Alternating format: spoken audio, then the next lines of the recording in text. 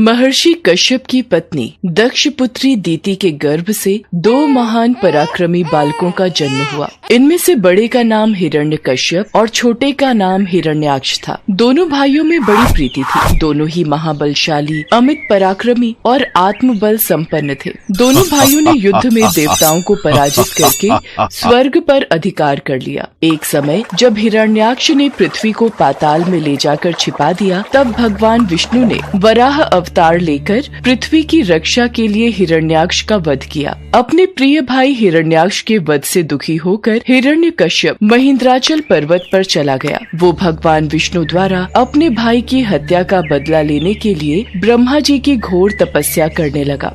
ओम ब्रह्मदेवाय नमः, ओम ब्रह्मदेवाय नमः, ओम ब्रह्मदेवाय नमः। यही सही समय है दैत्यों को परास्त करने का। हिरण्यकश्यप अपने राज्य में नहीं है। देवराज इंद्र, फिर तो हम दैत्यों पर आक्रमण कर देते हैं। इस तरह विचार करके देवताओं ने हिरण्यकश्यप के राज्य पर आक्रमण कर दिया और उन्हें राज्य विहीन कर दिया। दैत्यगण इस युद्ध में पराजित हुए और पाताल लोक को भाग गए। देवराज इंद्र, लगता है सारे दैत्य डरकर पाताल लोक में जाकर छिप गए हैं। बस हिरण्यकश्यप की पत्नी कयाधु ही महल में शेष है। हिरण्यकश्यप की पत्नी कयाधु को बंदी बना लो।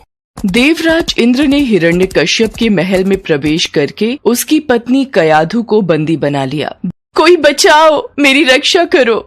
नहीं, हम एक दैत्य की पत्नी को यूं खुला महल में नहीं छोड़ सकते। ये हम सभी देवताओं के लिए हानिकारक है। देवराज इंद्र कयाधु को बंदी बनाकर ले जाने लगे। तभी रास्ते में उनकी देवर्षि नारद से भेंट हो गई। नारायण नारायण। देवराज इंद्र, कयाधु को कहाँ लेकर जा रहे हो? देवर्षि नारद, इसके गर्भ में हिरण्यकश्यप का अंश है। अगर वो जीवित रहा तो एक दैत्य और जन्म ले लेगा। मैं ऐसा कदापि नहीं होने दूंगा। नहीं देवराज इंद्र, कयाधु के गर्भ में पल रहा शिशु आगे चलकर भगवान विष्णु का परम भक्त बनेगा। इसे मारना तुम्हारी शक्ति के बाहर है, अतः इसे छोड़ दो। नारद जी के कथन का मान रखते हुए इंद्र ने कयाधु को छोड़ दिया और वापस चले गए।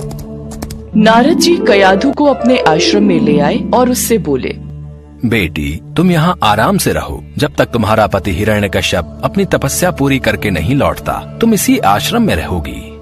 हे देवर्षि, आपने मेरी और मेरी होने वाली संतान की रक्षा की। मैं सदैव आपकी आभारी रहूंगी। कयाधु उस पवित्र आश्रम में नारद जी के सुंदर प्रवचनों का लाभ लेती हुई सुख पूर्वक रहने लगी, जिसका गर्भ में पल रहे शिशु पर भी गहरा प्रभाव पड़ा। भगवान विष्णु के नाम का जाप कयाधु और उसके होने वाले बच्चों के कानों में सदैव पड़ता था। धीरे धीरे समय बीता और कयाधु ने एक पुत्र को जन्म दिया, जिसका नाम प्रहलाद रखा गया। इधर हिरण्यकश्यप की कठोर तपस्या पूरी हो चुकी थी। ब्रह्मा जी प्रकट हुए। हिरण्यकश्यप, मैं तुम्हारी तपस्या से प्रसन्न हूँ। मांगो, क्या वरदान मांगते हो? ब्रह्मदेव, मुझे ऐसा वरदान दीजिए, मुझे न कोई घर के भीतर मार सके, न घर के बाहर, न अस्त्र से, न शस्त्र से, न दिन में, न रात में, न मनुष्य से और न पशु से, न आकाश में, न पृथ्वी में। ठीक है पुत्र, यदि तुम्हारी ऐसी ही इच्छा है तो मैं तुम्हें ये वरदान प्रदान करता हूँ। वरदान मिलने के बाद हिरण्यकश्यप को अपने ऊपर अहंकार हो गया और वो तीनों लोगों पर अत्याचार करने लगा। कुछ समय के बाद कयाधु भी प्रहलाद को लेकर राजमहल में आ गई। भक्त प्रहलाद शिक्षा दीक्षा ग्रहण करने गए तो वहाँ भी वो श्री हरि का नाम ही जपते थे। जब ये बात हिरण्यकश्यप को पता चली तो वो क्रोध में आ गया। अरे, ये बड़ा दुरात्मा है, इसको मार डालो। अब इसके जीने से कोई लाभ नहीं है, क्योंकि ये शत्रु प्रेमी तो अपने कुल का ही नाश करने वाला हो गया है। नहीं नहीं स्वामी, ऐसा मत कीजिए। मेरे लाल, मेरे बालक को छोड़ दीजिए। ये आपका पुत्र है।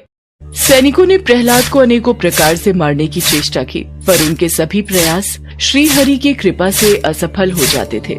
हिरण्यकश्यपु ने प्रहलाद के हाथ पैर बांधकर समुद्र में फेंकवाया, विषैले सांपों से डसवाया और पर्वत शिखर से गिराया, पर भगवान विष्णु के आशीर्वाद से प्रहलाद को कुछ भी नहीं हुआ।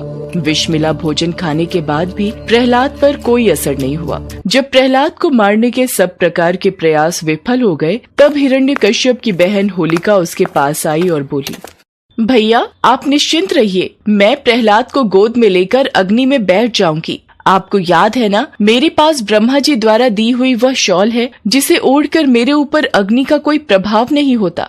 यदि ऐसा है होलिका, तो मैं अभी सैनिकों को आदेश देकर बड़ी मात्रा में अग्नि जलाने का प्रबंध करवाता हूँ। इसके पश्चात होलिका प्रहलाद को अपनी गोद में लेकर प्रज्वलित अग्नि में प्रवेश कर गई, पर ईश्वर की कृपा से प्रहलाद को कुछ भी नहीं हुआ और होलिका जलकर भस्म हो गई। क्या होलिका अग्नि में जलकर भस्म हो गई? इसी समय प्रहलाद को पकड़कर मेरे सामने लाओ। प्रणाम पिताश्री, जय श्री हरि। दुष्ट, तू निर्लज पापी है। मेरे सामने खड़े होकर तू उस हरि का नाम ले रहा है जिसके बल पर तू ऐसी बहकी बहकी बातें करता है। तेरा वो ईश्वर कहाँ है? पिताश्री, श्री हरि तो सभी जगह स्थित हैं। वो सब जगह है तो क्या इस महल में भी है? जी पिताश्री, इस महल में भी है। वो यदि यहाँ है तो मुझे इस खंभे में क्यों नहीं दिखाई देता? क्या तेरा वो विष्णु इस खंभे में भी है? जी पिताश्री, मुझे तो मेरे प्रभु श्री हरि इस खंभे में भी दिखाई दे रहे हैं। इस विष्णु भक्त प्रहलाद को इस खंभे से बांध देता हूँ, देखता हूँ तेरा हरि तुझे कैसे बचाता है।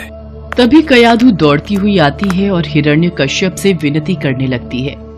स्वामी, ये बालक है, इसे मत मारिए। मैं आपसे विनती करती हूँ, मेरे पुत्र को छोड़ दीजिए।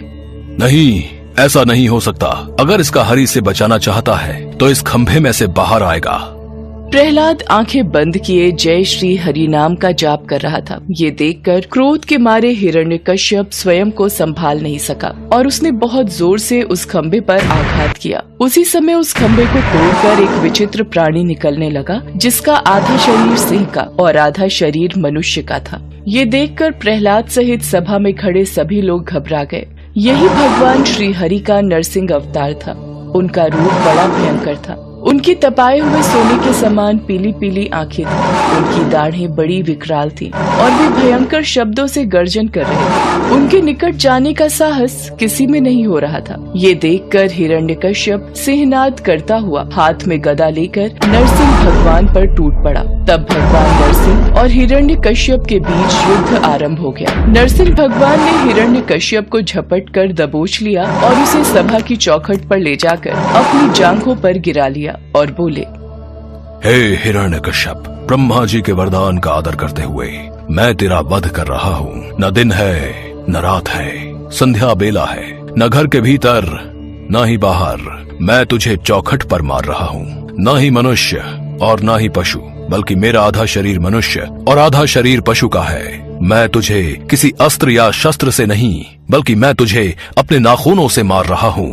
इतना कहते ही नरसिंह भगवान ने अपने नाखूनों से हिरण्यकश्यप के कलेजे को फाड़कर उसे पृथ्वी पर पटक दिया। फिर वहां उपस्थित अन्य असुरों और दैत्यों को खदेड़ खदेड़ कर मार डाला। भगवान नरसिंह का क्रोध बढ़ता ही जा रहा था। वे हिरण्यकश्यप के सिंहासन पर विराजमान हो गए। उनकी क्रोधपूर्ण मुखाकृति को देखकर किसी को भी उनके निकट जाकर उनको प्रसन्न करने का साहस नहीं हो रहा था। देवताओं के आग्रह पर माता लक्ष्मी उनके निकट आईं और भगवान के उग्र रूप को देखकर वे भी भयभीत हो गईं। तब ब्रह्मा जी ने प्रहलाद से कहा, पुत्र प्रहलाद, अब तुम ही भगवान नरसिंह को शांत कर सकते हो। जाओ, उनके समीप जाओ।